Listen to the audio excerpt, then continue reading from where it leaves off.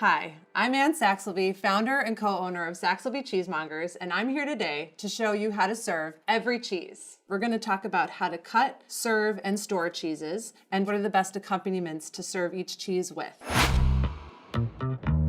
Parmigiano Reggiano, aka the king of cheese. So this is probably the best known example of a cooked pressed cheese. Cooked pressed cheeses are cooked to higher temperatures. They tend to be quite firm and are aged for a very long time. To best serve Parmigiano Reggiano, you would likely want to use a small hard cheese knife like this one. It's really great for getting at hard cheeses to either slice them or kind of chisel them off. So to cut this Parmigiano Reggiano, I'm just going to get right in there and chisel this cheese off along its natural fault lines. This is one of the most fun cheeses to cut and serve because you don't have to worry about creating smooth, even slices. You can see these little white crystalline bits. And these crystals are actually clusters of proteins or amino acids that recalcify during the aging process. So the longer the Parmigiano Reggiano ages, the more intense and kind of ubiquitous those protein clusters will be. When serving Parmigiano Reggiano, or really any cheese, you want to serve it at room temperature. Cheeses taken right out of the fridge can actually have flavors that seem a little muted or almost stunted,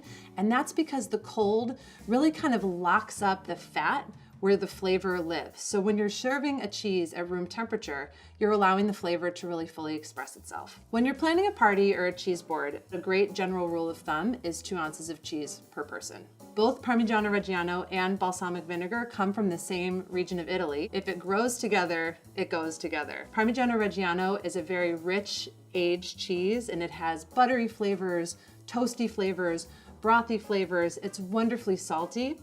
And so an aged balsamic, it brings a little bit of acidity, fruitiness of course, and also just a touch of sweetness that really offsets everything wonderful about the cheese. So you can literally just drizzle a bit on there and then dunk the cheese in. Another thing that you can pair Parmigiano Reggiano with is fresh fruit, like fresh figs. Again, because the figs are sweet but not too sweet and have kind of an earthy character as well, it just makes a fantastic pairing with the cheese. This is Gruyere, possibly Switzerland's most famous cheese. Gruyere is also an Alpine style cheese. So Alpine style refers to any cheeses that are made in the Alps or made in the same style of cheese that are made in the Alps. Alpine style cheeses like Gruyere or raclette are fabulous melters. So even though this is a very big slice, you can get a nice little slice off, even with a tiny knife like this, so long as it's sharp. If you need to balance your knife, you can do so with the front finger as well as the back one. The rind of Gruyere is actually not so pleasant. People always ask, when do you eat the rind of different cheeses? And the answer is basically this: unless the rind is made from wax, bark, or cloth, you can always eat it. It's just up to you whether or not you like the taste. I would cut the rind off in a slice like this. To serve the Gruyere with a cheese planer, you literally take the wedge and you drag the cheese planer across, and you get these wonderful, thin, papery slices. An architect friend of mine once said that everything in life is about surface area. And when you're talking about a cheese like this, it is 100% true. I would challenge anybody who's watching this video to slice this cheese both ways, taste both, and note the differences. In a bigger chunk like this, it's super rich, but also very fudgy and very dense and very hearty. Conversely, when you eat one of these little paper thin slices, it literally melts on your tongue. So good. You can put it out on a cheese board with full grain mustard and cornichons, and maybe also some bread on the side, and it is delicious.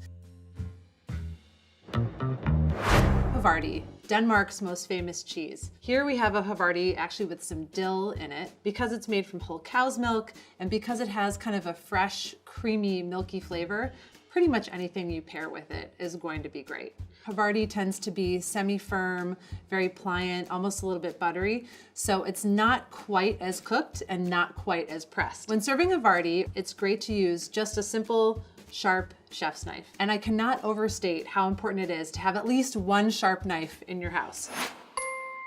When you're slicing the Havarti, it's best to literally just start at the end and make some clean, even slices. There's really nothing fancy. Havarti is, I think, the world's ultimate snacking cheese. We've chosen to pair it with crackers, which is a very simple but effective pairing. Butter cracker and seeded cracker. With Havarti, simple is best. This is raclette. This cheese isn't quite as firm as the other cooked pressed cheeses we've seen like Parmigiano Reggiano or Gruyere, but it shares with Gruyere its meltability. Raclette was really built to melt.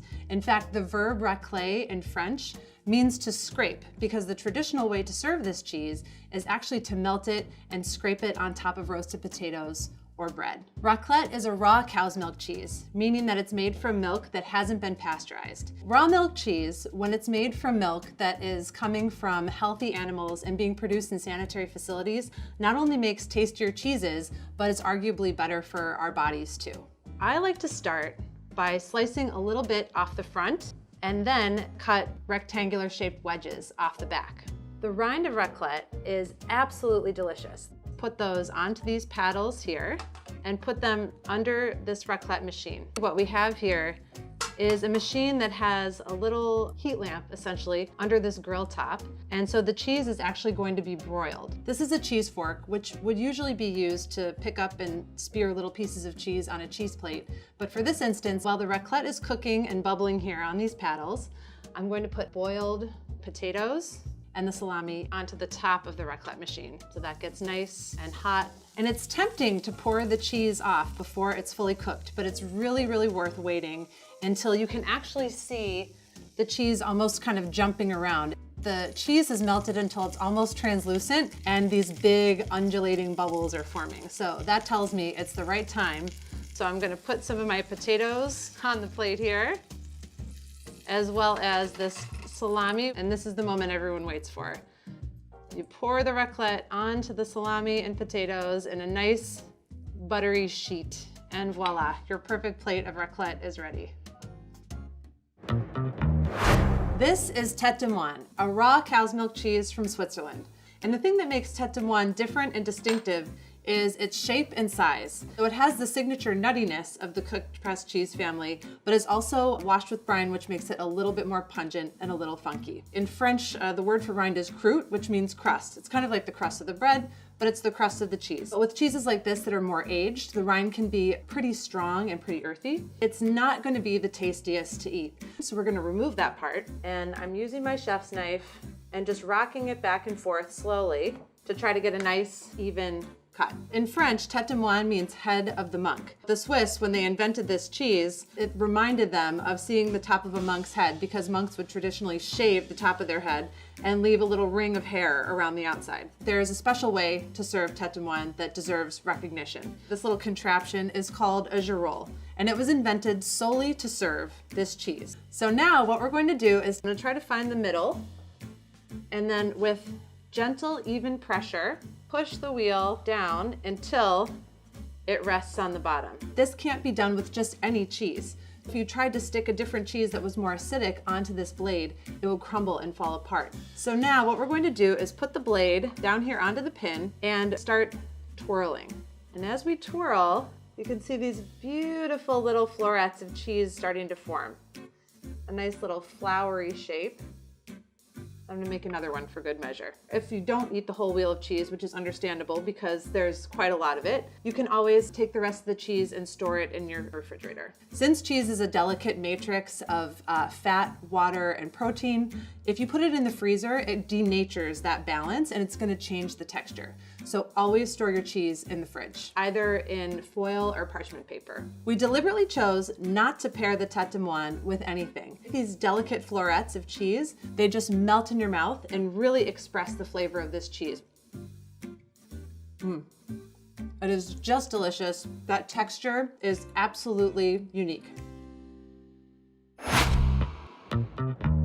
This is Swallowtail Tome, our first uncooked pressed cheese. Uncooked pressed cheeses are cooked to slightly lower temperatures during the cheese making process, and they are consequently a little bit softer in texture and age a little bit faster. So the Swallowtail Tome is also an example of a tome style cheese, a category of cheese that is semi-firm, a little bit sour in texture, that are covered with this beautiful earthy rind. And this is really just the ambient mold that grows in the cave where the cheese is aging. It might look a little scary or a little crazy, but the rinds of cheeses like the Swallowtail Tome add a very pleasant earthiness to the character of the cheese. When you're slicing the swallowtail tome, and really when you're slicing any cheese, you should start from the center and kind of cut even slices that radiate out from the center. All cheeses ripen from the outside in. The molds and bacteria and fungi that are present on the rind actually break down the fat and the protein in the cheese and create flavor and ripen it over time. The outside of the cheese is going to be the first part to ripen, and the inside of the cheese is going to be the last part to ripen. So when you cut an even slice that has an even distribution of outside and inside, you're going to be tasting kind of the full spectrum of flavor. I said I like to eat the rind, but I don't like to eat all the rind. Again, this is personal preference, but what I would do is cut off this big chunk of rind here and leave a little bit on the back. And though I wouldn't normally eat it like this, if I was eating it myself, I would start here and probably end up here. Just to demonstrate how delicious this rind is, I'm gonna start with the rind first. The rind is absolutely delicious. It's kind of like the crust of bread. We've chosen to pair cherries with the swallowtail tome. These cheeses tend to be kind of tart and yogurty, so just as you can imagine eating fresh cherries with your yogurt, it's a beautiful pairing with the cheese. This is goat tome. This is another example of an uncooked pressed cheese. This goat tome has a beautiful earthy rind that's actually dappled with yellow molds as well. When the cheesemaker started making this cheese, he didn't necessarily intend for this exact mold to be on the surface, but when he built his cellar and put the young wheels of cheese down there, this was the type of mold that grew on the surface, and over the years has become kind of the signature mold of his farm and his cheeses. We can take a nice thin slice, and I'm going to cut the rind off of one side, but I'm gonna leave the rind on the back. It's wonderful to have the interplay of different flavors that come from different fermented foods. Of course, bread and salami are both examples of cured fermented foods. And then to top it off, we have some sweet cherry preserves, which just add a touch of sweetness. This is Bismarck, a cloth-bound sheep's milk cheddar that's made in Vermont and aged in Brooklyn. Bismarck is a cloth-bound sheep's milk cheddar, and so it has the same characteristics that you would expect from a cheddar. It's sharp, it's tangy, it's a little bit nutty. Sheep's milk has about twice the butter fat of cow or goat's milk in it. It adds a roundness to the cheese and a fullness on the palate, and it also adds, for lack of a better word, a slightly sheepy flavor to the overall cheese. The tradition of binding cheddar in cloth is definitely one that dates back to the 1800s. It allows the cheese to breathe, which allows it to develop different distinctive flavors, and it also protects it. If any cheese is coated with wax, cloth, or bark, you do not want to eat the rind. So to make this cheese a little bit easier to slice, we can actually just peel the cloth coating off of it.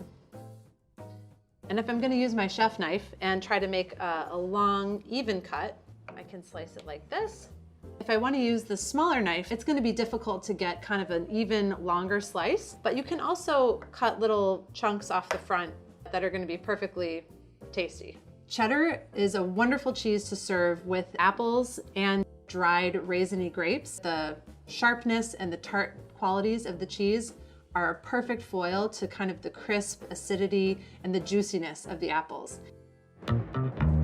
This is Shelburne cheddar, a raw cow's milk cheddar from Vermont. Cheddar cheeses can be bound in cloth and cave aged, or they can also be aged in cryovac. Aging the cheese in the cryovac bags means that it's aging without oxygen, which results in a cheddar that has a very toothsome, fudgy, dense texture and a very potent, sharp flavor. To me, that always leans a little bit more towards an oniony or allium sharpness. When I slice the Shelburne cheddar, I always like to slice in thin slices and then cut into squares or into rectangles rather than cubes. For me, a big cube of cheddar can just be a little bit overwhelming. Cheddar cheese, especially ones like this Shelburne cheddar, are so versatile in the kitchen. You can cook with these as well as put them on a cheese board. You can do things like grilled cheese, mac and cheese, nachos, chili. The world is your oyster. I like to pair cheddar cheeses like this with dried fruits and fresh fruits, like dried apricots and these fresh purple grapes. This is Manchego. This is an example of a waxed cheese. You can see that the rind is coated with a very thin paraffin wax, and it's also got this distinctive basket pattern on the outside, which is a signature element of Manchego. Manchego is a pure sheep's milk cheese that's made in Spain, And it's a name-protected cheese, meaning it has to be made within a certain geographic region. When you slice a block of manchego like this, you can do it from top to bottom. Sometimes it can be intimidating to cut a big slice of cheese like this. I'm gonna show you how to do it just so you know, and then I'm gonna show you another way. It's really important to line up the knife so that you have a good amount overhanging the front that you can press your fingers down onto. This is gonna give you the confidence you need to slice through this kind of firm, tall wedge of cheese. So you just use even pressure on the front and the back, all the way down. If that seems like it's too tall or too difficult or too crazy or whatever, another way to slice this manchego would be to turn it on its side and cut the bottom rind off and cut the cheese into more triangular slices. You could even slice them in half again to make them a little bit more narrow. You could choose to leave this rind on the back, or if you don't trust people not to eat it, you could do them the service of cutting it off. The most classic quintessential pairing for manchego is membrillo. Membrillo is actually a jelly that is made from the cooked pulp of the quince fruit. The cheese is so dense, it's buttery, it's nutty, it's a little sheepy and woolly, for lack of a better word. And then when you pair it with this intense sweetness of the quince, it forms this incredible mouthful. This is an aged Gouda that has been aged between 12 and 18 months, made from raw cow's milk. Gouda originates in Holland and actually takes its name from the town of Gouda, which is actually pronounced Gouda. Young Gouda tends to be creamy and buttery and mild, but the longer Gouda ages, the sweeter it gets. This is a medium-aged example, I would say, between 12 and 18 months, but Gouda can be aged as long as 5 or even 7 years. Back in the day when the Dutch were trading with everybody all over the world, they were also the first to export their cheeses and their butter overseas. They discovered coating the cheese in wax sealed in the moisture, allowed the cheese to age for a longer time, and protected it during the long and kind of arduous voyage. The wax coating also makes the resulting cheese creamier. Because no oxygen can get in, all of that moisture and creaminess is trapped inside the wheel as it's aging. You could cut it like this, off the front, or you could also cut it like this, from front to back. If you're going to slice it with a cheese planer, you can drag the cheese slicer over it like this and serve the cheese this way. And in extra aged Goudas, that sweetness can translate to an almost kind of butterscotchy, dulce de leche, or toffee kind of flavor. So I've decided to pair the Gouda with something equally sweet as almost kind of a dessert course. So there is both dark chocolate and toffee. The dark chocolate is an incredible match for this cheese because the tannic, rich earthiness, as well as the slight sweetness, are a perfect foil to that dulce de leche caramely sweetness in the cheese. And the toffee also creates a really formidable pairing because of the toasted nuts and the caramelized sugars. This is brie, which is a part of the bloomy rind or mold ripened cheese family.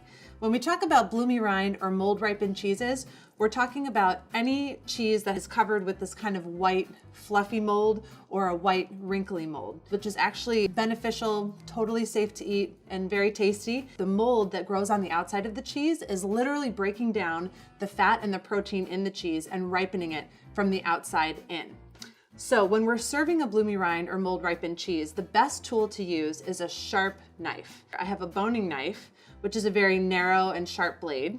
And then I have this soft cheese knife, which has some holes in it, as well as a fork at the top, which you can use to spear the piece of cheese that you've just cut and serve it. So when you're cutting into a cheese like this, you can either start by cutting it in half and then taking kind of slices out of it, almost like you would a cake or a pie or a pizza, or you can start by taking sort of a Pac-Man type wedge out of the middle. I'm gonna start by doing that because that can make for a fun presentation on a cheese board. You cut a little bit of the cheese, but then you can allow your guests to see the interior of the cheese. The center is still a little bit firmer and even has some little holes in it, where the places that are closer to the exterior of the cheese are a little softer and gooier and have started to break down. I recommend taking the cheese out about an hour before you're gonna serve it. If you forget and don't have an hour, a quick cheat is to turn your oven on to like 300 or so and turn it off, and then stick your cheese in there just for a few minutes and take it out. And that will allow it to warm up a little bit.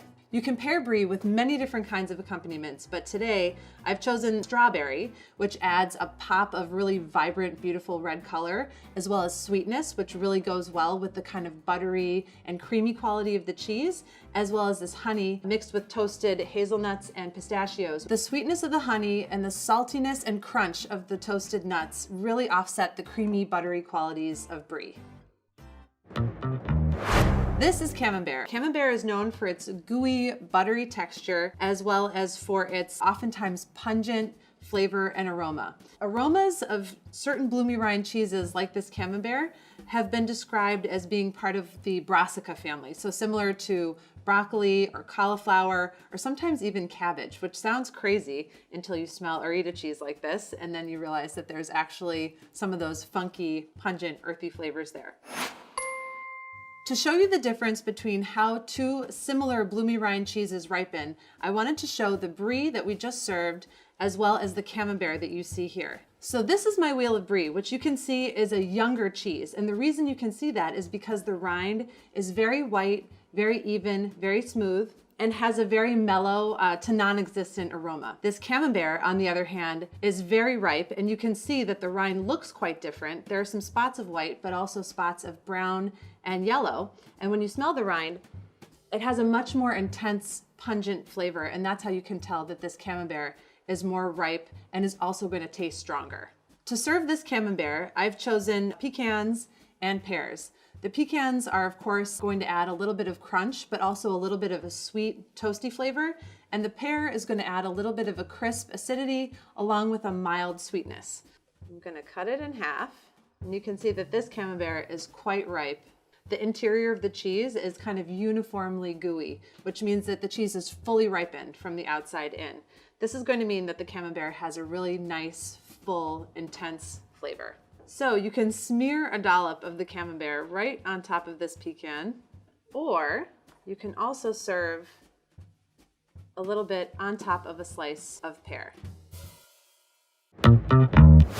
This is Coupole, an example of a bloomy rind or mold ripened goat's milk cheese. The rind of this Coupole is completely edible. Goat's milk, for lack of a better word, has a musky or almost goaty flavor to it. I happen to love goat cheese. When serving soft, bloomy rind or mold ripened cheeses, you can use a boning knife or a soft cheese knife, or you can also pick up a kind of fancier tool like this. This is called a harp wire. It just makes you look like a pro.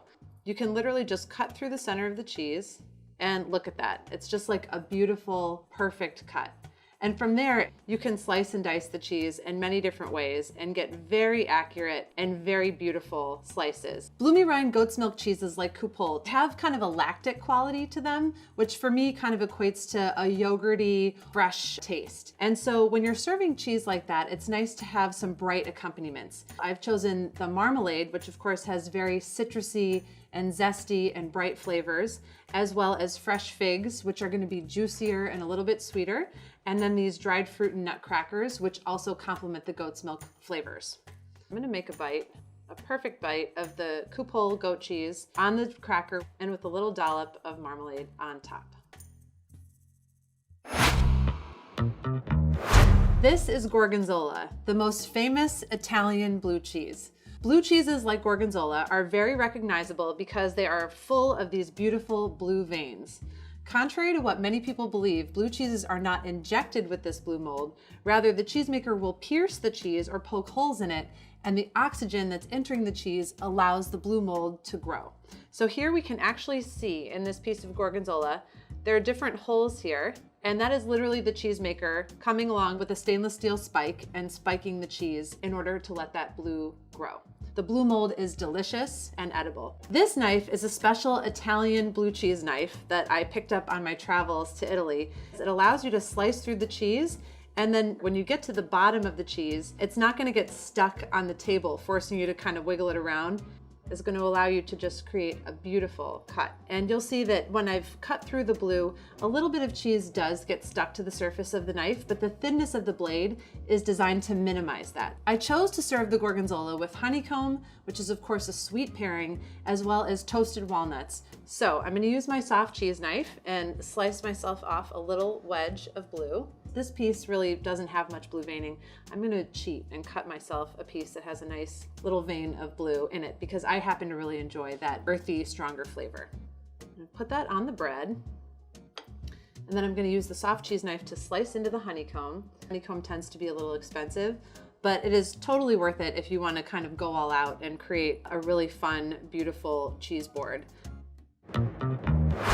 This is Roquefort, arguably the most famous blue cheese in the world. Roquefort is a French blue cheese made from raw sheep's milk and was one of the first cheeses to receive an AOC or DOP name protection, meaning that the cheese can only be made in a certain region from a certain breed of sheep and following certain specifications following how the cheese is made. Roquefort has an absolutely irresistible buttery texture. The flavors imparted by the blue mold include kind of creamy, fruity, peppery, and earthy flavors that just combine to make this cheese absolutely unique and incredible. When you're cutting Roquefort or other blue cheeses, it can be tricky to do because they can crumble easily. I'm going to cut the cheese with the harp wire, and look how easily I can slice this cheese. And it just creates a perfectly even wedge. From there, I'm going to cut slices like this. Oftentimes with blue cheeses, you will see a slight rosy or pinkish color under the rind. It's just a natural result of the ripening process. I've decided to serve the Roquefort today with a classic combo, a French baguette and butter. Blue cheese can be kind of contentious, and many people think that all blue cheeses are going to be very strong, very intense, and that they don't like them. But if you mellow out the blue cheese with a little bit of butter, you are just going to be in heaven. Not going to be fancy about this. Literally going to rip the baguette open. Any butter will do, but if you can find good butter at the supermarket, it might be worth investing in slightly fancier butter than usual. Butter can be just as complex and delicious as cheese. I'm not going to go there all the way right now, but the importance of good butter cannot be underestimated. So I'm literally going to take my butter, smear it on my bread. And Roquefort can be kind of sticky and a little stinky and kind of muss up your fingers. So this is a great excuse to use the little fork on the end of your cheese knife. You can literally pick up the wedge like this, put it on your bread, and dig in.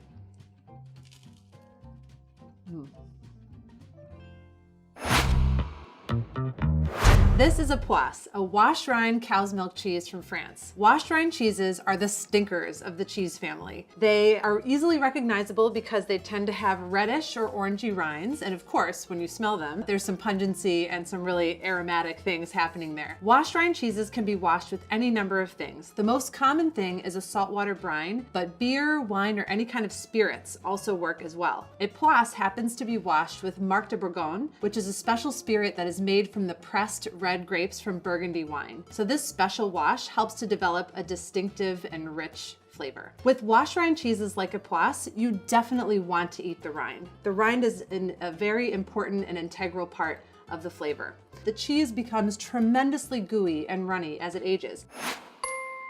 If you take it out of the box, there's a chance that it's going to get stuck to the box and will be kind of awkward to get out. And you don't even need to do that because to serve this, you can simply dig in a cheese spreader, scoop out a dollop, and put it onto something like bread, or in this case, we've chosen potato chips. An unconventional cheese pairing, perhaps. There's kind of a high-low thing happening here with the fancy cheese, but it is so satisfying. A poisse tends to be creamy, fruity, and a little bit barnyardy. And by barnyardy, I mean you can kind of taste the cow, but in a good way.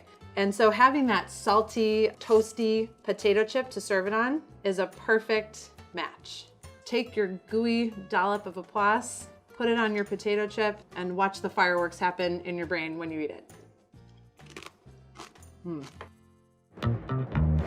This is Windermere, a raw cow's milk washed rind cheese made in Vermont. The thing that makes it distinctive and special is the fact that it's wrapped in this spruce bark. This is a tradition that originated in France and Switzerland with cheeses like Vacheron Mont d'Or and Forster-Käse. So Windermere is a seasonal cheese. It's only available each year from January through April because the farmers want to use that butterfat-rich winter milk to make it. The bark is actually from the cambium layer of the tree, which is not the hard outer bark. Rather, it is the soft inner bark just below the surface that actually is used for nutrients to travel up and down. The soft inner bark is harvested from the trees, cut into strips, and then dried. Before it's put onto each wheel, the cheesemakers will sanitize it by boiling it And boiling it also makes it flexible again. They then wrap the spruce bands around the cheese and put a little rubber band around them to keep them from falling off during the aging process. The bark permeates the cheese and really creates a wonderful array of flavors, from smoked meat to pine to juniper, and sometimes even a mustardy flavor. Windermere is an example of a cheese where you do not want to eat the rind around the outside. So, to serve Windermere or any bark-wrapped cheese, the best way to do it is to cut the top rind off. And I'm just using a sharp chef's knife to do this. And then you literally can peel the top rind away. And from there, the interior of the cheese is almost like a custardy cheese pudding.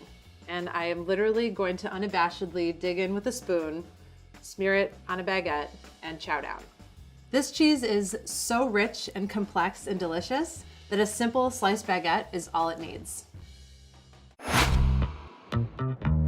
This is mozzarella. Mozzarella is a fresh cheese. They're the simplest cheeses to make, they take the least amount of time to age, and they're the most simple in flavor. In Italy, in order to call the cheese mozzarella, it has to be made from the milk of the water buffalo. If the mozzarella is made from cow's milk, it's called fior di latte. So technically, all of our American mozzarella is actually fior di latte. You can slice and serve mozzarella in a few different ways. The simplest way, of course, is to use your chef's knife, and you can simply slice it like this. Another way that you can cut the mozzarella, if you don't want to slice it with a knife, is using a box grater. It's one of the best cheese tools you can have. This side over here has these wider openings that are perfect for shredding mozzarella. If you're gonna be plating it the way that I am today, making a little caprese salad, you probably don't need to use this because it makes such thin slices. But if you're gonna be using the mozzarella to make dishes like lasagna, or topping a pasta that you're gonna bake in the oven, this is a great tool to use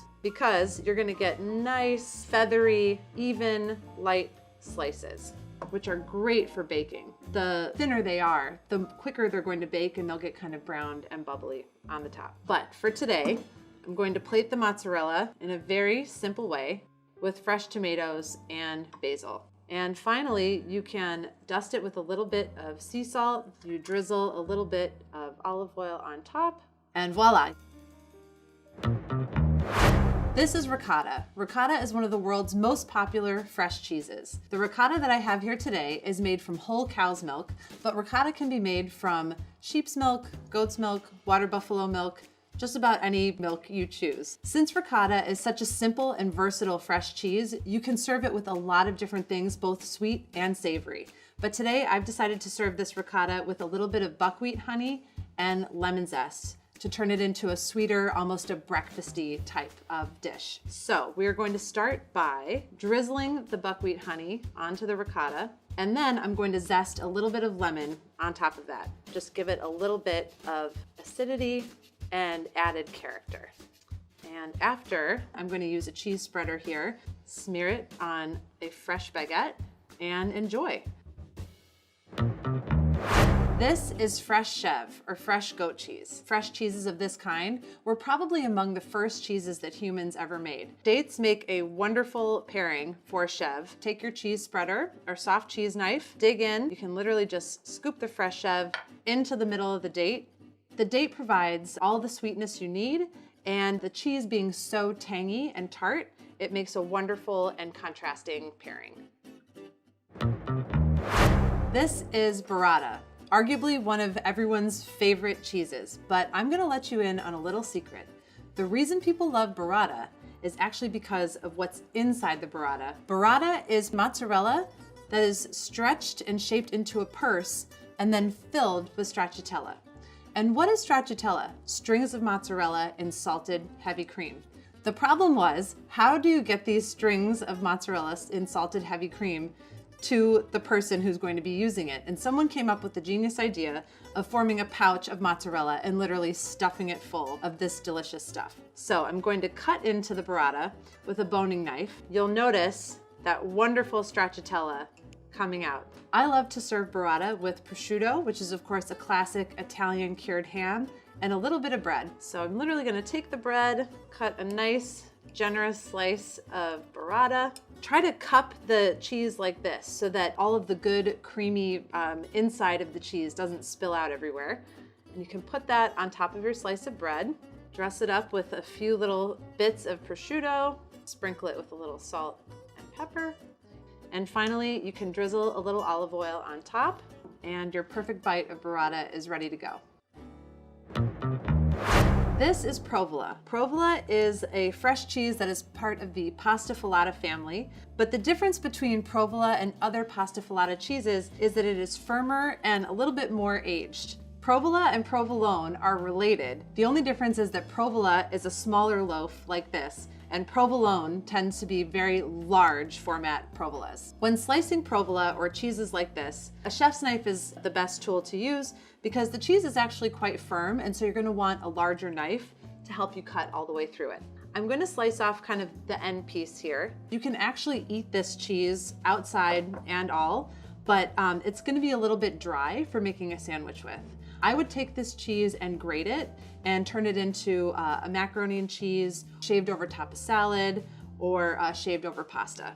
So we're gonna take our provola, make nice thin slices if possible, layer it onto my bread here, top with a little bit of salami or soppressata, and make myself a little sandwich.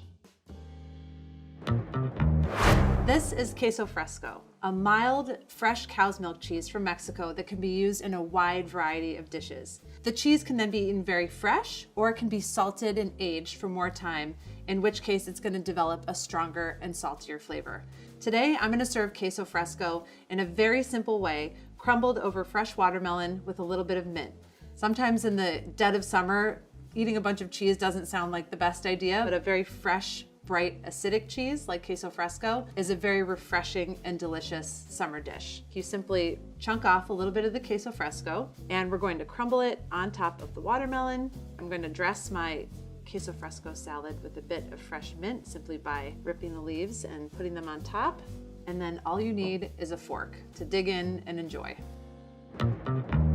This is feta, a fresh cheese that was originally made in Greece but is now made in many places across the world. The thing that makes feta different from other fresh cheeses is the fact that it is packed and aged in a salt brine. Feta was one of the earliest cheeses made by humans, and it was made in a climate that was warmer. So packing the feta and aging it in salt brine meant that it could keep for a long period of time. Today I'm going to slice the feta with my chef's knife, just into neat slices, and then I'm going to plate it with the olives. Feta and olives are also a great combination because they're from the same part of the world. And so these two foods have evolved over time and complement each other in a beautiful way. Crumble the feta, and then finally we will drizzle with a little olive oil. This type of dish is a perfect thing to bring to a picnic or also as an appetizer to start off dinner.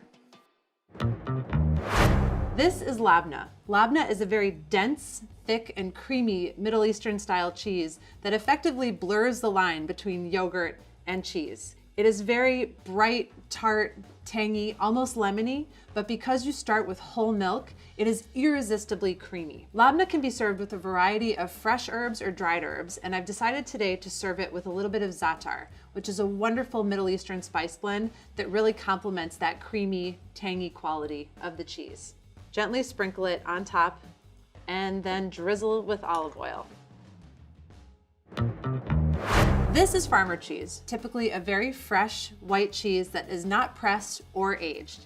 It has a very fluffy texture and a very creamy but subtle flavor. So it's a great blank canvas for a wide range of flavors.